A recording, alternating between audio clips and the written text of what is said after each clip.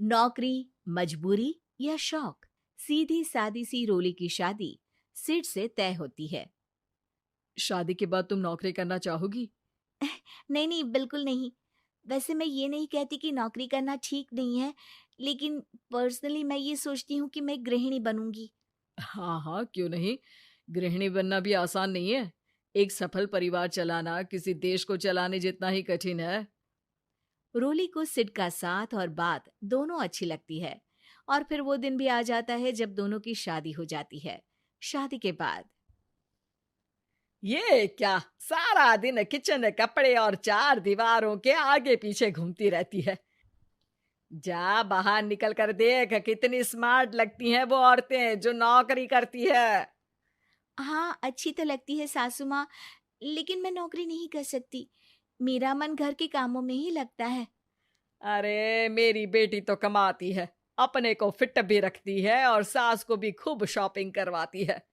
अच्छी बात है ना सासू माँ। मैं तो जो है उसी में संतोष मान लेती हूँ। बरकत होनी होगी तो इसी में भी हो जाएगी। ये बोलकर रोली चली जाती है। एक दिन सास की सहेली घर आती है, जहाँ रोली उन्हें चाय के साथ कई तरह के पकवान बनाकर खिलाती है। अरे वाह, तेरी बहू तो बहुत गुणी है। कितना सब बनाकर ले आई। मेरी वाली तो ऑफिस से आकर दो रोटी ही सेक दे तो समझो एहसान कर दिया। अरे ऐसा ना बोल। तेरे घर में दो कार, चार मंजिला मकान, और तेरे लिए जो वो अपने पैसे से साड़ी लाती है वो भी तो कितनी कीमती होती है। अरे मेरी वाली तो बस सारा दिन इन्हीं दो कमरों को ताजमहल बनाने में लगी रहती है। सहेली चली जाती है। कुछ समय बाद रोली को एक सुंदर सी बेटी होती है। अरे क्या सारा दिन उस बच्चे में लगी रहती है। माँ, मुझे ना एक मिनट भी छोड़ने का मन नहीं करता। देखिए ना, कितनी प्यारी है। मैं ना इस हर पल को एंजॉय करना चाहती हूँ। अरे हाँ हाँ, हमने भी बच्चे पाले हैं, हम भी जानते हैं कि कितने प्यारे होते हैं, और अपने बच्चे को बढ़ता हुआ देखना कितना अच्छा लगता है।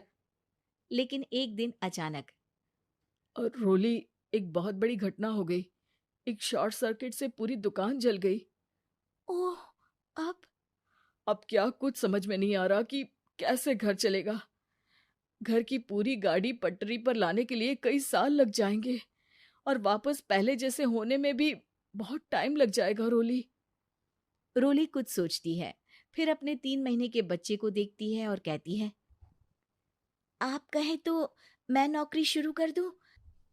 माँ मुन्नी को देख लेगी, फिर शाम को तो मैं घर आ ही जाऊंगी। सिड कुछ कहता उससे पहले ही उसकी सास वहां आ जाती है। अरे हाँ हाँ, अब भी तुझे नौकरी करने के लिए पूछना होगा। अरे घर पर इतनी बड़ी विपदा आ गई है, तू है कि बच्चे का मुंह देख रही है। अरे क्या मुझ पर भरोसा नहीं है? अरे नहीं नहीं माँ जी, ऐसा क्यों बोल रही हैं आप? फिर क्या था, सिड से पूछकर 3 महीने की बच्ची को रोली सास के पास छोड़कर चली जाती है। शाम को ऑफिस से आने पर अरे सारा दिन इसने तो चैन नहीं लेने दिया, बस गोदी में ले लेकर घूमती रही। हाथ दर्द हो रहा है। बहू को बहुत गिल्ट फील होता है, लेकिन जब वो घर की हालत देखती है तो चुप रह जाती है। ऑफिस में सहेली कहती है, अरे रोली, तेरी तो बच्ची छोटी है ना, कैसे मैनेज करती है? कैसे मतलब? घर पर रहती है वो अपनी दादी के साथ। ओ यार, कितनी अच्छी है तेरी सास। मेरी सास को जब पता चला कि मैं नौकरी ज्वाइन करने की सोच रही हूँ, वो तो सीधे अमेरिका चली गई मेरी ननद के पास। अच्छा, फिर तू कैसे मैनेज करती है? अरे मैंने तो फुल टाइम मेड रख ली है। ओहो, वो तो बड़ी महंगी होगी ना? हाँ यार, लेकिन कमाई भी तो हो रही है ना। यार, मैं तो कभी अपना बच्चा इनके मम्मी पापा के पास ना छोड़ू। प्यार दुलार में खराब कर देते हैं ये दादा दादी बच्चे को। नहीं नहीं, मुझे अपनी सास पर पूरा विश्वास है। जो मेरे पति को इतनी अच्छी शिक्षा के साथ बड़ा कर सकती हैं, वो मेरी बच्ची को कभी नहीं बिगाड़ेगी। खैर, रोली की इस सोच से उलट पड़ोसियों के बीच हाथ में बच्ची पकड़े रोली की सास कहती है, अरे क्या बताऊं, सारा दिन बहू बाहर रहती है। पहले अपने बच्चे पालो, फिर बच्चों के बच्चे। अरे अपना जीवन तो कुछ रहा ही नहीं। अरे नहाने भी जाती हूं ना तो इसे साथ रखती हूँ, कल को कहीं गिर गई या चोट लग गई तो बहू तो हमारी खाल उखाड़ लेगी ना। अरे ऐसा भी क्या डरना बहू से, नौकरी थोड़ी की है उसकी। अब क्या बताऊं, पढ़ी लिखी लड़कियां हैं आजकल की। चलो चलती हूँ, सब्जी बनाने का वक्त हो गया है। बच्चे आएंगे तो खाना तो बना मिले। सास ये बोलकर वहां से चली जाती है कि तभी रोली ऑफिस से घर पहुंचती है। बाहर पड़ोसियों को देखकर, नमस्ते आंटी जी, कैसी हैं आप?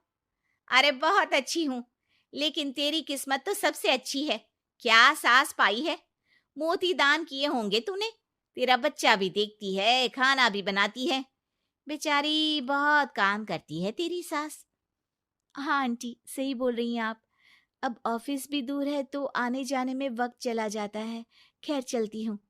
हाँ हाँ बेटा जाओ, गर्मा गर्म खाना खाओ।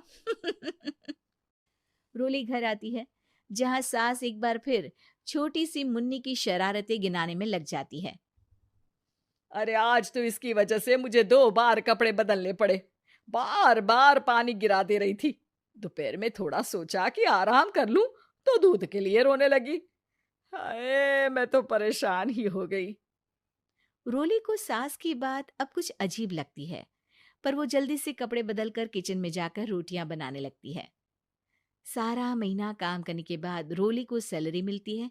वो पैसे लेकर सीधे सास के पास जाती है। माँ जी, ये मेरी सैलरी। आपने हर कदम में इस घर का साथ दिया। मैं नौकरी करने के पक्ष में नहीं थी। मैं तो अपने बच्चे को बढ़ता देखना चाहती थी। मैं थोड़े में भी खुशी थी। कभी मैंने आपको किचन में पैर नहीं रखने दिया था। घर की मुसीबत नहीं आती तो मैं कभी इन जिम्मेदारियों को आप पर पड़ने नहीं देती। अब सास समझ चुकी थी कि उसकी गलती कहाँ है। हाथ में पैसे देखकर कहती है, मैं पढ़ी लिखी नहीं थी तो पति ने भी कभी पैसे हाथ में नहीं रखे।